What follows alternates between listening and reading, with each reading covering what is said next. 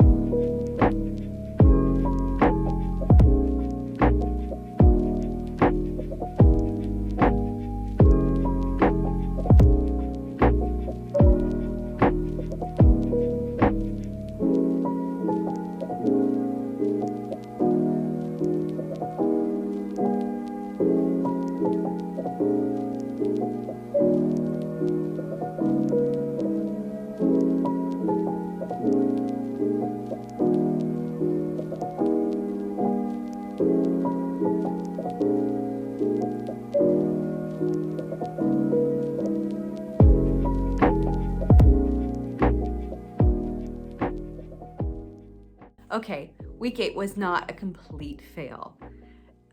And I think that we have to discuss, what do we think failure is? I think failure is what we consider if we're perfectionists and want to make sure that we execute all things perfectly at all times. And some of us, I won't mention names, tend to have high expectations of oneself and expect to execute and do everything that we set into motion. However, life happens and good things in life happen. And so to consider anything a failure would be inhuman. So no, Week 8 was not a failure. I did not train in Week 8. So when I say it was a fail, it was a failure in executing all of my training this week. However, instead, we had some friends come into Vienna to visit, and I found my time beautifully occupied with going around Vienna and seeing museums that I hadn't seen before. I'm pretty sure I talked about it in Week 7 that I have friends coming and going to the smaller museums. So I did know it was a planned week off. Could I have planned training around that? Absolutely. Did I? No. However, Week 8 was full of wonderful lunches with friends, dinners with friends, drinks. So that was my other thing that I considered kind of a fail, is not drinking alcohol. It's been very hard to say no to going out for cocktails or having a nice glass of champagne. And I do know that that is not over for me yet. I need to find the mental fortitude or the desire, the want to not drink alcohol. It's been very difficult. There was a moment there this last year where drinking was not a big deal for me. I'm like, I don't care. I don't miss it. However, since summer has started, I have just really been enjoying going for really fun cocktail parties and going out with friends and having a nice glass of something sparkly. Even though I try to make mocktails and find other sparkly options, there's just something about summer in Vienna with friends having really great drinks at really great places. So I have indulged. I haven't overdone it, so I'm not too mad at myself. It's not like I get wasted. I have a cocktail or maybe two. So it's not terrible. I've never been, and I'm not a big drinker. So I just feel that my progress would be a lot faster if I didn't have alcohol in the equation of my lifestyle. And my plan is to try to finally really get off of it. or where I only have it maybe once or twice a year. So let's see if that happens. Right now that's been a bit of a fail. So I think that's why I said this week has been kind of a fail. However, I enjoyed absolutely all of it and everything, so I'm not too upset. When my friends arrived in Vienna, the first thing we did is we met for lunch, and I had an amazing steak and sides. I think it was steak with potatoes au gratin and white asparagus in a hollandaise sauce. So that was really delicious. We then went to our museum appointments to see the CC Museum for Empress Elizabeth in Vienna, followed by the Crown Jewels exhibit, also in the Hofburg in Vienna. Then, while there were only 3 of us ladies doing that, my friend Connie and Madeline, her granddaughter, Madeline, and Madeline is 15 going on 16. She's already turned 16, so happy birthday, Madeline. So I think it's great that she got a beautiful European vacation for her sweet 16. So after the museums, then we met our friends at the Campari bar and had a few spritzes. I had a spritz. Other people, like my boyfriend, loves Negroni, so he of course went the Negroni route. Then after that, we walked around, enjoyed more of Vienna, and found ourselves at one of our favorite spots in the evening by the Danube at a little restaurant called Chalk. And I've talked about Chalk before previously in my videos, and it's just the fusion Mexican place. So we found ourselves at Chalk, where I did indulge in one of their miso margaritas, which are spectacular. And we had some, tacos and some potatoes and split all of it, which was great. So David said he wasn't hungry, but then when I ordered the tacos, the onichuchi taco did seem to disappear, and it wasn't I who ate it. So all were fed and all were happy, and it was beautiful. It was sunset by the Danube, a breathtaking view. Really one of our favorite places in Vienna for the food and the ambiance. It's just a beautiful place, and the team that runs Chalk and the service, it's always just so welcoming and warm and friendly, and I'm so surprised how they are able to do everything and accomplish everything that they do because they are basically overrun. It's so popular. So congratulations to them on that, but also congratulations on doing such a great job. So we keep going back. David calls it our living room because we're there so often, it feels like. Then from there, we went home and rested up because we knew in the morning we were meeting our friends again on their last day in Vienna to have like lunch. And did we meet for breakfast? I don't think we met for breakfast. I think we were all too tired. But we met for lunch. We ended up going to a cute little Vietnamese place in Vienna and had some lovely Vietnamese food. And we're getting ready to say goodbye to them. And I leaned over to David. I was like, hey, why don't we just go to Budapest? Because we were enjoying our time so much with our friends and spending time with them that we thought, well, we'll just pop over to Budapest. That's the great thing about living in Europe, is that it's, especially in Austria, we're surrounded by so many really beautiful countries. Austria itself is, of course, a beautiful country. Vienna is a beautiful city. And it's so accessible to go all over Europe from Vienna. It's a great jumping off point too. And so Budapest is only 2.5, 3 hours away by train. And so we booked our ticket right then and there at the table. We talked to our friends, and our friend Tom is so lovely and has extra bedrooms in his apartment in Budapest and invited us to stay with him. So we booked our tickets and got on the train in the same car as our friends and headed over to Budapest, and then had a lovely weekend in Budapest. I had a langos, which is like this fried dough. And there's this one place called Retro Langos that actually does a gluten-free langos, And so after a really lovely lunch that we had at this Georgian restaurant, on the way, I had to pick up a dessert langos so that I could have some langos while I was in Budapest, and it was covered in Nutella, which what a treat. And I could only eat half of it. The langoshes are dense to begin with, the fried dough, but for some reason the gluten-free seems a bit even more dense. Last time when my Aunt Carolyn was visiting Europe and we went to Budapest, she and I had to split a langosh because it was just so dense and so filling, and it was lovely to share, but to eat a whole one in one sitting, I can't do it. And maybe the old Rebecca could. I think that maybe many years ago when I had a bigger appetite, I could probably knock it back, but I don't know if it was ever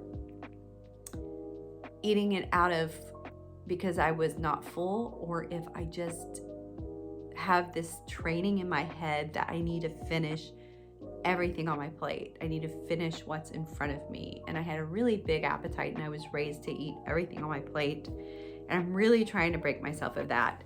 My boyfriend is really good about asking me, are you at 80%? We're trying to do that 80% rule. Is if you feel 80% full, it's time to stop. Because a lot of foods continue, you think you're hungry, but you're not. Like give it 20 minutes and you're like super full. Sometimes halfway through a meal, I feel full. And so I don't need to eat everything on my plate. So it's been hard to retrain that old habit that I was raised and trained on, but I think I'm getting there. I'm able to cut things in half or walk away without overeating, because nobody wants to feel, gross after eating a meal that was so big and you've just overeaten. I do, however, it's been very difficult because I like to count my macros when I'm putting all of my food in and I'm eating, and I'm trying to eat a certain amount of protein and keep my carbohydrates at a certain number and my fats and everything. And if I don't eat my entire meal, then it makes my macro counting, because I like to put it in before, it makes it difficult. But what I've learned is that I can do the whole number, and then what I'll do is whatever's not eaten, then I weigh it and I subtract it from the number, and it goes into my calorie macro counter, my Fitness Pal, and that seems to work. So I'm trying to train myself not to eat everything, but usually when I'm at home cooking, I know how much I generally will eat and what is like a good portion size for me. So it's not it's not end of the world for me. So that works out. In regards to macros, I definitely want to talk about the difficulty of counting when you're out. So this is the other thing I think that I considered a failure, is that being able to track accurately feels like a fail as well when you're always eating out. Like when you have meals out and you're meeting friends or you're going out of town, it is so hard to figure out what your macros are. You have to estimate what you've eaten or guesstimate. And I do like the fact that you can look in the app and you can find something similar, but you really just don't know. The problem is with eating out, you don't know what they put into that food. It might be a chicken breast, right? But you don't know what oil they cooked it in or how much, or because nobody's eating steamed chicken breasts out at a restaurant. And if they are, I don't know how they got it. And if they are, I'm so sorry. It's probably not that tasty. It's better with the sauce, right? You don't know what they've put in the rice. You don't know what they've put in the vegetables. You don't know how any of this is cooked. I have no idea really how to track a langosh, but it's probably easier to track a fried langosh because it's fried dough, right? Thrown in a vat of hot grease, as opposed to, a meat that's cooked with some sauce that you have no idea what's in the ingredients to track. You know what I mean? So a lot of times, I guess the only thing you could do is leave the sauce on the side and not have any of it, or not too much of it. But again, you just really don't know. And I always try to ask how much like if I get a steak, if it's not on the menu, I'll ask how much steak was that? And generally they know, they have a good idea. But like I said, a lot of places when you go to, it can tell you how many ounces, especially at a steak place. It's really good. You can choose the weight in grams of your protein, which is good. And then you have to figure out, oh my gosh, how much have I eaten of this potato? It's like you'll get a potato, right? And it's like this big, but you've eaten half of it, and you're trying to figure out, okay, this is how much is this potato. So eating out is really challenging to figure out what your macros are and how much you've eaten and what your caloric. So like I said, it's instead of estimating, it's guesstimating of what you're eating. And so that's a little difficult. And so sometimes I don't even try. I try to put it in because I like to log and track what I've been putting in my body and know, okay, on this week I had this, and this is why the stats are higher or lower or whatever. So that's been really difficult in regards to my nutrition, but it was sure tasty. When we got back to Vienna, we walked over to a little Greek restaurant that we've been meaning to try. And we've walked past this place multiple times and looked up this hill from one of the streets that we always walk down. And there's this cute little restaurant on the corner. And it has a big tree and it looks really cute. And I've got a really nice outside area. I was like, someday we should eat there. And so we looked it up and it was a little Greek restaurant. So we had a lovely little Greek dinner when we got back because it was like Sunday and we had done absolutely no shopping because we were gone. We did no shopping, so we had to eat out, but that's fine. And I ordered grilled lamb chops with some rice and some tzatziki, which was delightful. And I really enjoyed it. I mean, the lamb chops were grilled to perfection, and they served this rice that was it's so funny, they call it like rice noodles, but they're like, I forget what it's called, like orzo or something, like special like kind of pasta rice, but it's not pasta, it's rice. And they mixed it with tomato sauce and cooked it like together, and it was so tasty. I really, really enjoyed that. So we had a really lovely little Greek lunch/dinner on Sunday when we got back. And I have been relying a bit too much maybe on protein bars in the morning because I've just been so lazy and not wanting to cook, where I just have coffee and a protein bar. For when I'm working, that makes sense because I can't cook, and I'm not really a big fan of cold boiled eggs. So generally like a go-to is a protein bar. And also I've noticed that it really helps me when I'm really craving chocolate. These Bear Bell bars are such a nice treat when I'm really wanting chocolate. It feels like I'm having an indulgence, and they kind of are an indulgence. Let's be clear, they're glorified protein candy bars and they're delicious, but I can still keep them within my macros, so that's really, really nice. So I can definitely track them, so that's useful as well. So I've definitely been relying on protein bars a lot. So Sunday was a lot of a protein bar coffee morning kind of thing, and then going for a late lunch/early dinner Greek food. So I only ate a couple of times. I think my biggest concern is that I don't think I'm getting enough protein. I think I have found that when I'm working, it's so much easier for me to train and eat regimented when I have a structured schedule with my work, and I maneuver and factor in everything around that, and I'm occupied, so I'm also on my feet and walking so much and going up and down stairs so much. So thankfully, when friends are visiting, you're going to museums or you're visiting Budapest and you're walking all over the city, you get a lot of steps in, and thankfully the scale didn't go up from all the indulgences. It's staying steady. However, just think about the progress that I could be making if I stayed within the in plan, right? And I was training my butt off and getting my HIIT cardio in. So I definitely think that once I can get my brain into focus, I definitely think that I can accomplish a lot if I just really zero in. I have to find the motivation though. It's gotten difficult.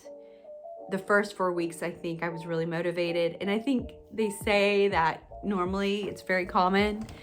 Sorry about that. They say it's very common for the first 4 weeks. Everybody's kind of zeroed in, and then we kind of lose focus or motivation. And I have to think about my why. For vanity reasons, of course, the why is, I don't want to not feel my best when I look in the mirror. I want to fit in my clothes better. I want to feel fit and fabulous.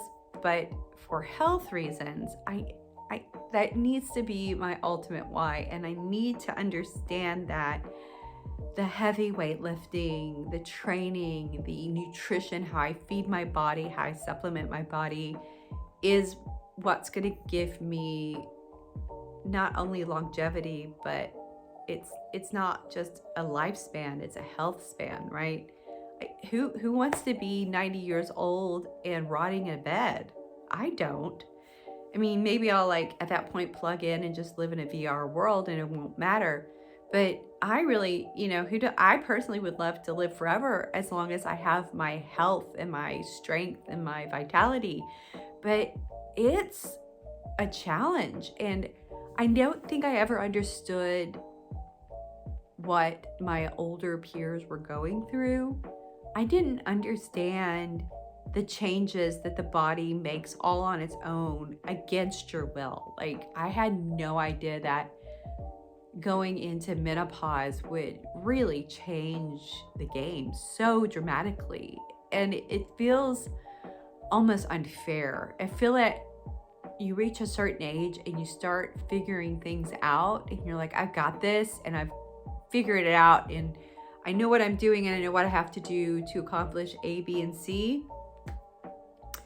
And then your body changes and you almost feel betrayed by your body. I know I do. I don't know how the rest of you feel, I don't know if you're going through this yet or have gone through this and how you navigated it, but it definitely feels like your body betrays you because you're like, I've got this figured out. And then all of a sudden their body the fuck you do, because you don't have it figured out at all. Everything you thought you knew changes. And I mean, I guess that's a testament to life.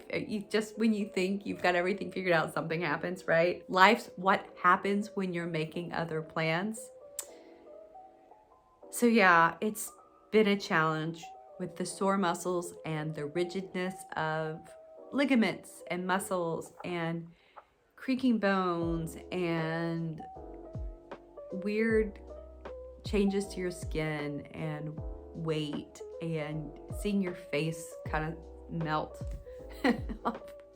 That reminds me, also, when I was editing week 7, I definitely remember thinking, I wish I would have re-recorded that, but I didn't want to re-record it because it's real and it's from the heart and it's what I look like at that moment. And it's a good testament and documentation of what is really going on with my life. I can see that I was inflamed and burned out and overtired, and that it's time. I definitely need the break and the refresh and a bit of time off. And that's the other thing of why week 8 can't be a fail completely, because it's okay to take time off. It's okay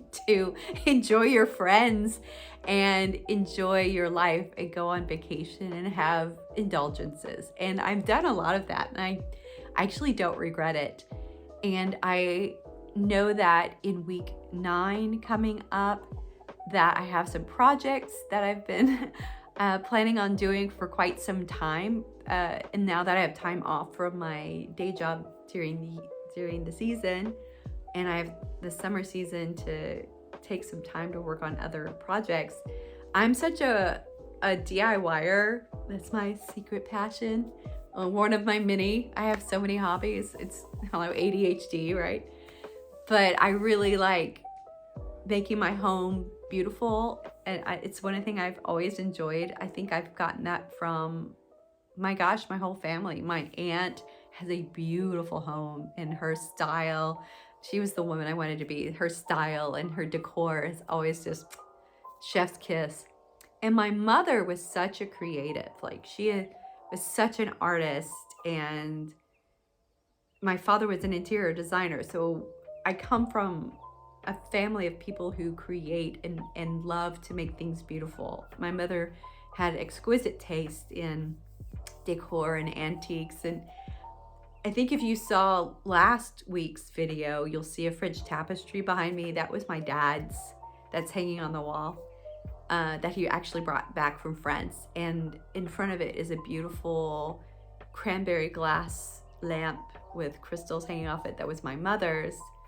And a bunch of crystal that's around, that was my mom's. And there's just so many things that I have that were my parents or my grandmothers or my aunts that have been given to me over the years that I really cherish and work so beautifully in my home and with my aesthetic, which of course was completely created and influenced by them growing up. And I love art, and I love beauty and things that are well made. And my home is rather bohemian because it's a mix of old and new, and it somehow all works together. I think my home is very cozy and beautiful. And so this is why I love doing projects. And so I'm excited about the projects I have coming up. In week 9, I have a kitchen project that I'm going to be working on, and then I've also ordered some things to do another project for our little water closet, our little toilet that we have in our foyer that I've been wanting to redo for some time. I have had these visions, and I have a Pinterest board with all this stuff on it. So yeah, I have a lot of projects in the works for this summer, so I'm looking forward to that. And week 9 is the kitchen project makeover for sure. I'm one of those people that absolutely get kind of boggled down in my projects. So I know how much training I'm going to do in week 9. I definitely need to get back in and zero in. And my birthday comes up soon as well, in a few weeks. So I'm looking forward to that as well. My boyfriend asked me what I wanted, or where I wanted to go for my birthday. Usually we're on vacation for my birthday. This year we decided not to because we have several weddings that we're going to, and they're all out of town. So with that, our vacation budget's gone to these trips where we'll be going for these weddings. And I mean, I can celebrate my birthday all month if I want. We definitely have in late August another great trip going to Macedonia. So I'm looking forward to that as well. So it's not like I'm not having trips this summer. I'm just not going to be on a trip for my birthday this year. So I will celebrate before and after my birthday in other countries and beautiful cities around Europe. So I'm looking forward to those trips. But for my birthday, he asked me where I wanted to go. And instead of picking like some fancy schmancy restaurant, which we generally like to go and have really nice dinners, I really, really, really want to go to one of my favorite pizzerias in Vienna. I want to have a gluten-free pizza from Pizzeria Scarabocchio and have gluten-free pizza and lambrusco. That's like one of my favorite things, and I haven't done that all summer. And so I think it's time for my birthday to enjoy some lambrusco and some pizza. So I'm definitely gonna have some treats coming up and some more indulgences this summer. But I think the whole point is figuring out how to balance life with other disciplines in your life. So I'm learning to navigate. And as for this whole peri-menopause, venture that I am also navigating. I think I'm starting to figure it out. I think that we finally have my HRT in order and balanced out, and my body is starting to respond to the weight training, having problems with the shoulder again. And that's either due to all the indulgences that I've been talking about, eating out and drinking alcohol and having sugar, and that I'm pretty sure causes inflammation and part of my problem. I've also noticed that the stretching has helped a lot in that. And when I do the stretches and stretch this area here, it releases the pain that feels like an impingement in this front part of my shoulder. So I think that it's extremely important to stretch and continue all the things that I'm slowly creating as new habits, that I'm introducing as new habits in my lifestyle. And again, I just have to keep telling myself that this is not a small part. Like, this is not, oh, I'm just going to do the gym for 2-3 months and then everything's perfect. And no. One thing I've told myself is that this is my life. This is just part of my lifestyle. Going to the gym and training, going for walks, for long walks, getting in steps, choosing healthier meals and cooking more at home and eating at home and being able to control what is going into my food and eating whole foods. This is my life. And the rest are the small others. Like, the indulgences should only be once in a while. The bed rotting should only be an occasional indulgence, because who doesn't like to sit in bed and watch Netflix? I love it, but not all people like that, right? I'm such a, love to watch YouTube and Netflix and do all of that while I'm, recovering from overindulgences, which is probably the worst thing. I should get my butt in the gym and utilize all of those calories and carbs I've eaten for energy. But again, that's the difficulty with when you're traveling, is finding a gym. So thankfully in Europe, there's a lot of walking, and so you get to utilize those calories with lots of beautiful, beautiful walks through beautiful cities and have moments with friends. And I think my aunt could tell you how many steps she got in when she was visiting Europe. I think she was so surprised how much weight she was losing. She's like, I'm eating more, but my gosh, I'm losing all this weight. And I think it's the difference of the quality of food over here, the fact that a lot of the food are whole and organic, and that we just are always going. We walk so much and just move our bodies. So I think a lot of Americans who've come to Europe have experienced that and have always been really surprised and shocked by that. So I think that's such a wonderful and easy thing about living in Europe. So I'm really grateful I live in this city and live in Europe, that I can accomplish that. Anyway, that's it for week 8 wrap up. It's a lot longer than I thought it would be. So if you did make it to the end of this video, thanks so much for sticking with me, and please make sure you give me a thumbs up in the like button down below. So like, subscribe if you haven't. Hopefully, if you want to keep following me on this journey and see what I'm up to in regards to my nutrition, my training, my home DIYs, my travel and crazy lifestyle, then feel free to subscribe and follow me on this journey. And I really appreciate that you took the time to stop by and listen to me. And if you want to know anything or discuss anything, or just make a cute little comment down in the comments and just say, hey, watching you, supporting you, or maybe you hate me. That's all right. I can take it. At this age, I'm almost 51 years old. If I can't take criticism at this point, there's something wrong with me. And I need to just put on my big girl pants and get over it. So with that said, thanks again. And I'll see you next week for week 9. All right. Bye.